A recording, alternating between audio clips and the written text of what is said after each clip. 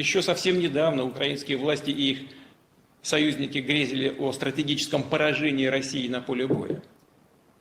Сегодня на фоне огромных потерь, отступая по всей линии боевого соприкосновения, пытаясь запугать Россию, киевская верхушка перешла к организации террористических актов. И в то же время просят приостановить боевые действия на 30 And by the way, notice the angry look on his face. Very unusual for на Putin. высшем уровне. Но как же проводить в этих условиях подобные встречи? О чем говорить? Кто вообще ведет переговоры с теми, кто делает ставку на террор, с террористами? И за что их поощрять, предоставляя передышку в боевых действиях, которая будет использована для накачки режима западным оружием, для продолжения насильственной мобилизации и подготовки других террористических актов, подобных тем, которые были осуществлены в Брянской или Курской областях. So that's pretty strong. He's like saying, hey, this is like a terrorist regime. We can't even talk to terrorists. I just want you, I mean, because obviously we're springing this on you right now, Steve. What is your response to or your observation of that comment coming in light of everything that's happened recently? I can't say I'm surprised, Danny. The events, I mean, the attacks were, I mean, let's hope that the West were not involved in those. I suspect that they probably are, listening to Larry Johnson, who I follow when it comes to intelligence matters. But they were strategically appallingly risky, and I'm astonished that if they were in the West, or perhaps Britain and America were in some way sanctioned them, that they were about as risky as you can imagine, even worse than firing Storm Shadow, etc., into Russia. I'm not entirely surprised by Russia's response. In fact, I'm not at all surprised. What will be interesting, though, to see is how this actually plays out, because there are a number of ways in which the Russians could respond. And it seems to me that risking as they did, although Putin didn't talk about it, risking as they did nuclear escalation, which is clear risk, and it's an appalling thing to do if MI5 and or CIA were behind it. But there's an appalling failure in strategic thinking and strategic judgment. But I think it also feels to me like it's changed the dynamics. I think, as you say, Putin looked angry to me. I don't blame him. I would be in his circumstance. He's trying to actually bring the negotiations to what you would call an ugly answer. But the options that Zelensky's got is uglier and really ugly. And at the moment, in my view, he should take the terms that he's been offered. And if I were in the West, I'd be advising him so to do. But for me, it's I think we had a debate about 6 months ago when we were throwing Storm Shadows and ATACMS into Russia. And I thought that at the time was strategically risky. And again, I said, and we both agreed that it would have no effect on the military campaign, and nor will this. So what's the objective? What's the purpose of these attacks, other than to follow the political narrative, the disorganized political narrative that the West seem to be used to guide their operations? And yeah, you know what, I want to go down that path about the media circus that's going on with this, or the narrative, as you call it, because it is still in full force. We were actually going to lead with a video from yesterday from Volodymyr Zelensky, and one wonders, as you watch this video that's we're about to show here, if that's not part of what pushed Putin over the edge when he's talking about this regime. Watch this. Чітка налаштованість Росії на війну, і вони цю свою налаштованість доводять і ударами, і своїми заявами. Все це аргументи, щоб були нові санкції проти Росії, жорсткі санкції.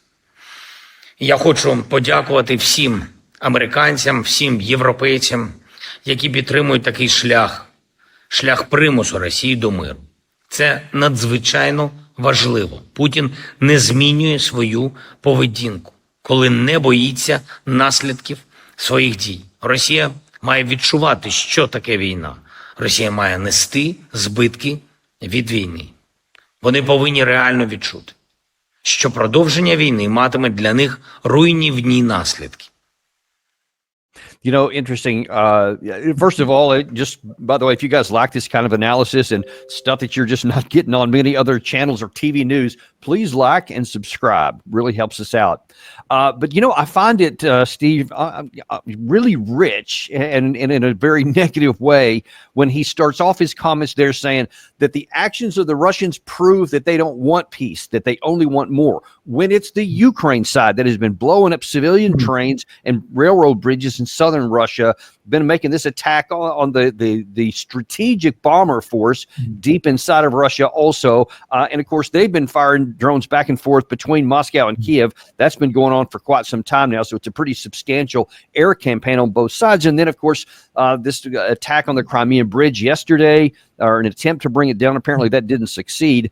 But I mean, you're doing everything you can to sabotage peace. And of course, then they go to the Istanbul meeting there. And the first thing that they do is put on the table something that they know for sure that Russia will categorically reject, which is starting off with an unconditional 30-day ceasefire.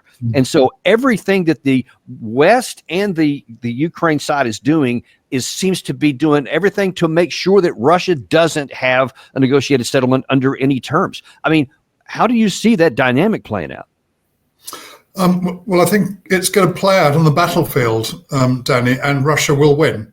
So the question really is how the West comes to terms with that. I don't think the West realizes this yet at the moment, or certainly not at the senior political levels. At the military, I suspect they probably do if they've got any competence whatsoever. But the thing that struck me about what Zelensky said, he said Russia must feel the real consequences of the war. I mean, he honestly doesn't know what he's thinking about, because I don't think Russia has taken the gloves off yet.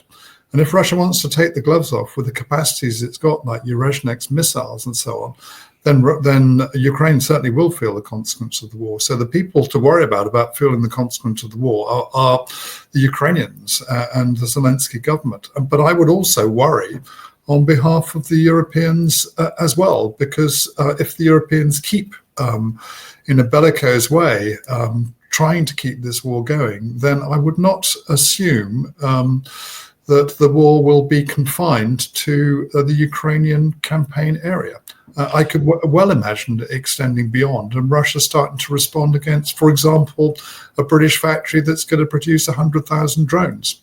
Well, why wouldn't Russia do it? And what would the UK do in response? And the only response that we would have, because we can't defend against that attack, would be nuclear weapons, which would be suicide. Yeah, and that's kind of where I want to shift his direction here, because obviously the center and the core issue is what's happening between Russia and Ukraine, but you can't talk about that unless you look at the broader lens about what's going on with the West behind Ukraine against Russia. And yesterday, I think it was yesterday, there was a news report that Mark Rutte, who'd been meeting with a number of European leaders, said that, oh, hey, kind of by the way, we're going to go ahead and invite Zelensky to the next NATO summit in The Hague shortly that's coming up here.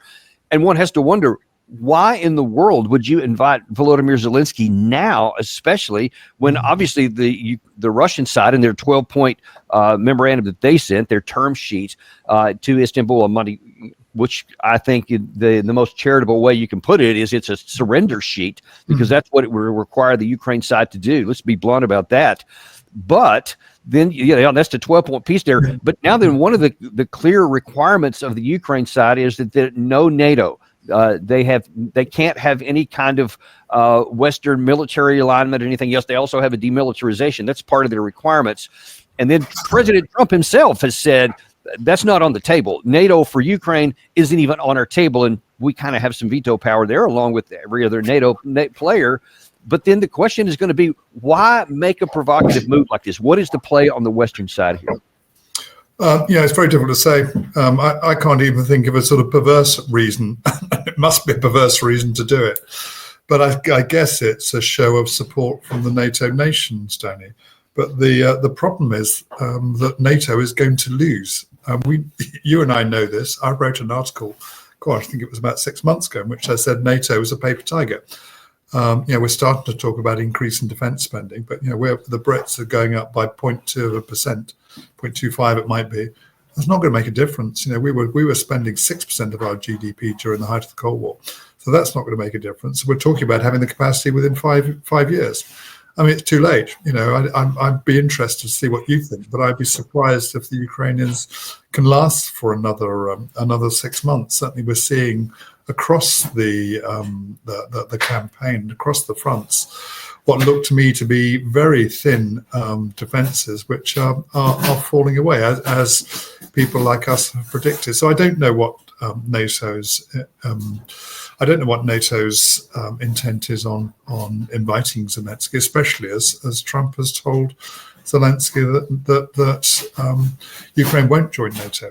And I think actually, if I were in Ukraine's situation, let's imagine there's a follow-on president to Zelensky. I don't know, it might be somebody like Klitschko, for example, who seems to be falling out with Zelensky in Kiev. And probably the last thing I want to do is join NATO. I mean, what good does it do to me? I've got a relatively weak paper tiger where I've got some noisy but small Baltic states, some rather bellicose but not much stronger Western European states, and America, which wants to walk away from NATO. So what's the point? I might as well be neutral and actually have a much better chance of security, because the Russians won't be quite so worried about me if I've declared to an Austrian type of neutrality.